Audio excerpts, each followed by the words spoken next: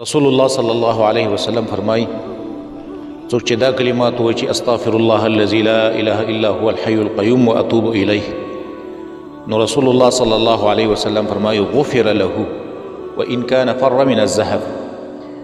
دې سړي ته مغفرت وشي، الله یې معاف کړي ګناهونه، اگر که دا سړی د میدان د جنگ نه او د میدان د جهاد نه ولې نه یې تښتېدلی. یو بل حدیث کې راځي نبی صلی الله علیه وسلم فرمای څوک چې د هر فرض مانځه نه وروستو 3 ځل دا کلمات وایي چې استغفر الله الذي لا اله الا هو الحي القيوم واتوب الیه، بیا هم نبی صلی الله علیه وسلم فرمایي غفر له، دې سړي ته الله رب العالمین معافي وکړي، ګناهونه ورته الله معاف کړي. وان کان فر من الذهب، اگر که دا سړی د میدان د جنگ نه او د میدان د جهاد نه ولې نه یې تښتېدلی، یعنې د میدان د جنگ نه او د میدان د جهاد نه تښتېدل لوی جرم دی، لویه ګناه ده.